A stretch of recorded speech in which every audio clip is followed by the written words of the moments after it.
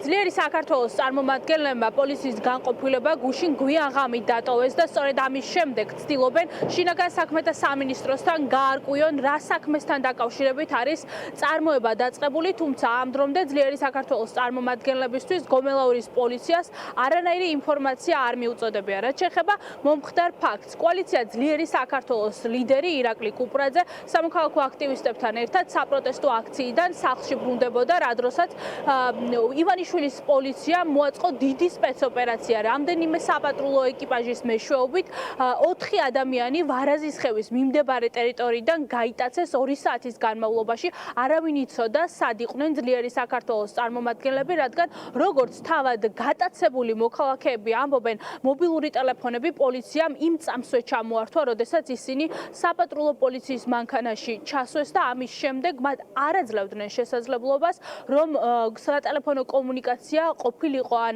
პარტიის რომელიმე წარმომადგენელთან, ან ადვოკატთან და მათთვის ეცნობებინათ სად იყვნენ გატაცებული, გაუჩინარებული ადამიანები. როგორც ჩანს, ქართული ოცნება წყობიდან გამოიყვანა იმ ფაქტმა, რომ პროტესტის მეასე დღესაც მთავარი სიმბოლო ლაზერი კვლავ გამოჩნდა საკანონმდებლო ორგანოსთან და სწორედ ამ ლაზერის მეშვეობით ამ პროტესტის მიმდინარეობის დროს ყოველდღიურად საკანონმდებლო ორგანოზე ანათებენ იმ მთავარ გზავნილებს, რომელიც აქვთ ხოლმე საპროტესტო აქციის მიმდინარეობის დროს და მათ შორის ამ ლაზერის მეშვეობით სოლიდარობას უცხადებენ ხოლმე სინდისის პატიმრებს და მათი სახელები და გვარები არის ხოლმე ივანიშვილის პარლამენტზე მინათებული. ამან გამოიყვანა სწორედ ქართული ოცნება წყობიდან და გუშინ გადაწყვეტეს, რომ დიდი სპეცოპერაციის შემდეგ ძლიერი საქართველოს წევრები გაიტაცებინათ და მათთვის ჩამოერთვათ ლაზერი. თუმცა დღეს კოალიცია ძლიერი საქართველოს ახალგაზრდული ორგანიზაციის წარმომადგენლები სიმბოლურად მივიდნენ საკანონმდებლო ორგანოსთან და სწორედ იქიდან ქართულ ოცნებას დაუანონსეს, რომ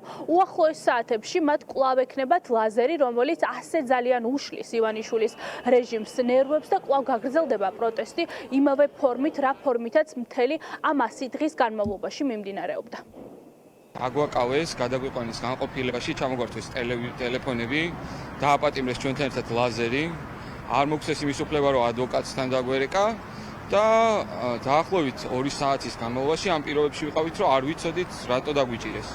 მე როგორც გაირკვა, დაგვიჭირეს ლაზერის გამოყენებისთვის. ჩამოგვართვეს, როგორც ჩანს, იმდენად დისკომფორტი შეუქმნა ამ ლაზერმა და იმ მუხტმა, რომელიც 100 დღის განმავლობაში უწყვეტად რუსაველზეა, რომ გადაწყვიტეს, რომ ამ ლაზერის დაპატიმრებით ისინი ან მუხტს შეამცირებენ, ან ჩვენი დაჭერით ან დაპატიმრებით ან რაღაც დაჯარიმებით რაიმე შეცვლიან, მაგრამ იმათმა არ იციან, რომ ჩვენ რისთვის ვიბრძვით რეალურად. გუშინ ჩატარებული სპეცოპერაციით გამოჩნდა თუ როგორ ეშინია ხელისუფლებას რუსთაველზე მყოფი საპროტესტო საზოგადოების, სწორედ ამ პროტესტის ნაწილი იყო ლაზერი, რომელიც სიმბოლოდ იქცა ამ პროტესტის. ჩვენი წვლილი შევქონდა ამ ბრძოლაში, რათა მიგვეღწია ჩვენი თანამებრძოლების და რეჟიმის ყოების განთავისუფლებას და ასევე ახალი არჩევნების ჩატარებისთვის ბრძოლაში შეგვეტანა ჩვენი წვლილი, მაგრამ ჩვენ ეს არ გაგვაჩერებს პირიქით მეტი мотивაციით, ვეცდებით რომ მაქსიმალურად მალე დავუბრუნდეთ ლაზერით ისევ საპროტესტო მოძრაობაში და ისევ გავამხნევოთ ჩვენი თანამებრძოლები, რომლებიც უკვე 100 დღეა კეტავენ რუსთაველს და იბრძვიან ჩვენი ქვეყნის ევროპული მომავლისთვის. როგორც ჩანს, ბიძინა ივანიშვილის და ქართულ ოცნებას დიდ პრობლემას უქმნის და დიდ დისკომფორტს უქმნის ლაზერი აქციაზე.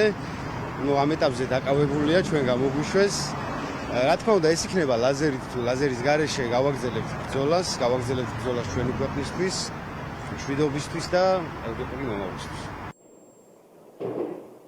შინაგან საქმეთა სამინისტროს ამ დრომდე არ მიუწოდებია ინფორმაცია ძლიერი საქართველოს წარმომადგენლებისთვის, რა საქმესთან დაკავშირებით არის წარმოება დაწყებული. ამ დრომდე არავინ იცის, რაზე დაიწყეს გამოძიება ძალოვანი უწყების თანამშრომლებმა, თუმცა ცნობილია, რომ გუშინ იმ დროს, როდესაც კოალიციის 4 წევრი გაიტაცეს და აჯარიმეს ერთ-ერთი წევრი, მას ლაზერის გამოყენებას ედაობიან და სანქციის სახით მას 2000 ლარიანი ჯარიმის ქვითარი ჩააბარეს.